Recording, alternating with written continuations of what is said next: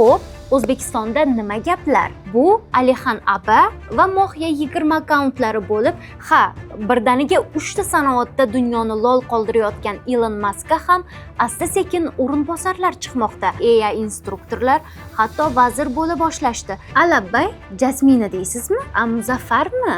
Lekin Tramp Amerika siyosatida markaziy figura. Shunaqa gaplar.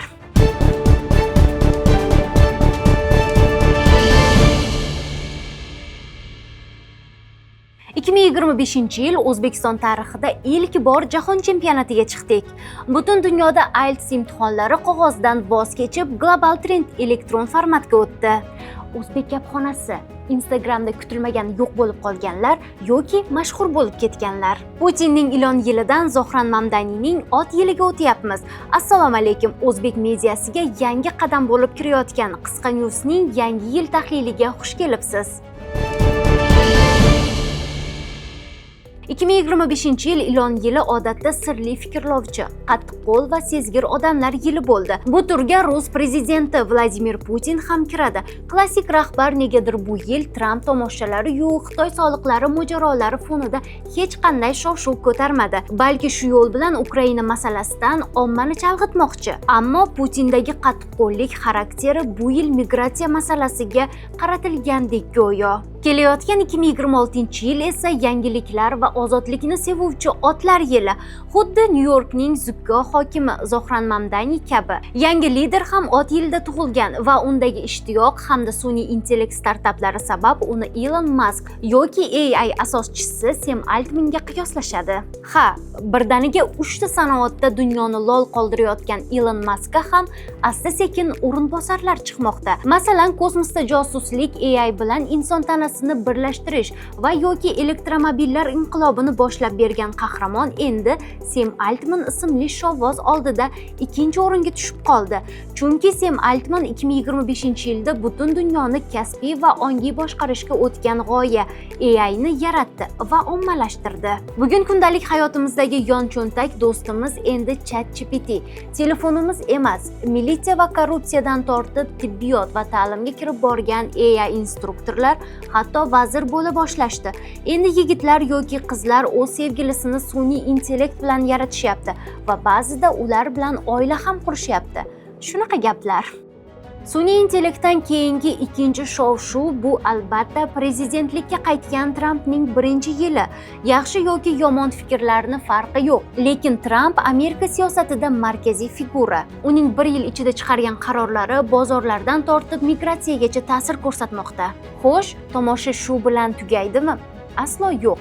Oramizda haliyam texnologik kelajakni belgilayotgan, axborot oqimini boshqarayotgan va Marsda hayot ochayotgan yana biri bor. Uning ta'sir doirasini qo'lidan olishayotgan bo'lsa ham Elon Musk hozircha hukumatlar qaroriga ta'sir qilishga qodir texnomen. Ammo yil odamlari baribir sun'iy intellekt yaratuvchilari. Inson hayotini yengillashtirish, xavfsizlik va samaradorlikni oshirishda AI texnologiyalari 2025-yilda trendga aylandi. Bu jarayon ba'zilarda hayrat, ba'zilarda esa allaqachon xavotir uyg'otdi. Axir insoniyat orqaga qaytmaydigan texnologik bosqichga o'tyapti. 2026-yildan AI hukmronligi taxmin qilinarkan, sun'iy intellektni nazoratga olish bo'yicha 100 dan ortiq davlatlar uchrashishdi. Chunki 2026-yildan AQSh, Yevropa va Osiyoda qarorlar AI orqali qabul qilina boshlaydi. Ya'ni davlat budjeti, migratsiya yoki xavfsizlik masalalari AI bilan hisoblanadi. Bu siyosat va boshqaruv endi his-tuyg'uga emas, balki aniq algoritmga moslashadi degani. Xo'p, O'zbekistonda nima gaplar? 2025-yilni qanday kuzatdik? 2026-yilda bizni nimalar kutyapti? Keling ko'ramiz. 1979-yil O'zbekiston futbol jamoasi o'sha mashhur Paxtakor jamoasi samolyot halokatiga uchraydi va 17 nafar jamoa a'zosi halok bo'ladi. Shundan beri o'zbeklar yana avvalgidek qonlari gupirib futbol o'yinlarida qatnashishni kutishadi. Va o'sha kunlar 2025-yilga to'g'ri keldi. Bu o'yingacha futbolchilarimiz Saudiya, Qatar va Eron kabi kuchli jamoalarni mag'lub etib yetib keldi. 2026-yildagi jahon chempionati esa iyul oyida Amerika, Kanada va Meksika bo'ylab o'tkaziladi. To'p surarlarimizga omadlar. Butun dunyo AIlashib borar ekan, 2025-yilda elektron formatga o'tish jarayoni ham tezlashib ketdi. Xorijda o'qish hamda ishlash uchun statusli davlatlarga chiqish vositasi IELTS endi kompyuterda topshirilmoqda. Zo'ra, elektron imtihonda endi husni xattingizga qarashmaydi. Klaviaturalar vaqtingizni tejaydi. Speakingni ham endi ko'proq nativlarga topshirsangiz bo'ladi. Eng muhimi, javoblaringiz tez chiqishi.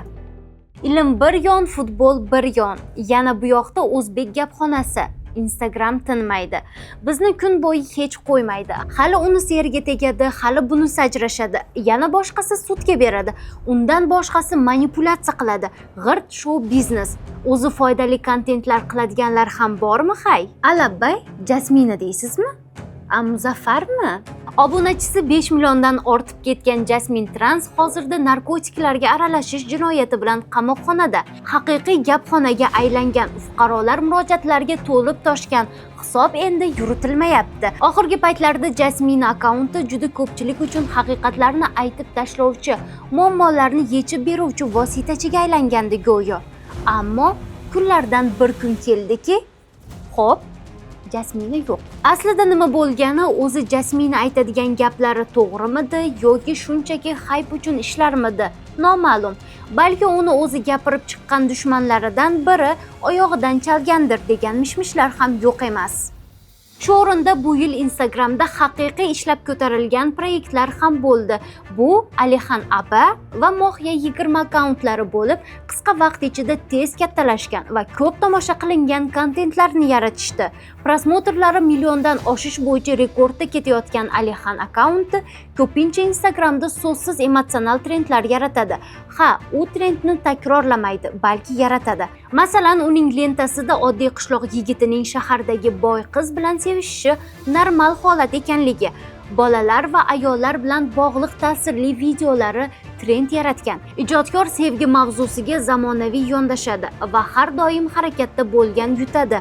Motivini ilgari suradi. Mohya 20 esa hech qanday effektlarsiz seni o'ylovchi do'sting pozitsiyasida kuzatuvchilarni jalb qilgan. Har kuni ekranda bir qiz chiqadi va "Hey, nega bugun kayfiyating yo'q? Aldama meni. Hammasini bilaman" deb siz bilan gaplashishni boshlaydi. Turli ayriliqlar, o'ziga ishonch, qayta oyoqqa turish motivlari bilan Mohya 20 tez obunachilar va hatto kinochilar nazariga tushdi. Uning dramatik kayfiyati va yashil ko'zlari Instagram orqasidan katta ekranlar qalbini zabt eta boshladi. Odatda Insta blogerni aktrisa Yulduz Rajabovaga o'xshatishadi. Mohyani o'zi ham Yulduzni yaxshi ko'rishini aytgan. Hayotda esa bloger qiz koreys tilini yaxshi biladi va koreyslar bilan hamkorlikda ishlaydi. Balki dramatik kayfiyatni ham koreys doramalaridan olgandir yoki hayot tajribasimikin? Nima deb o'ylaysiz?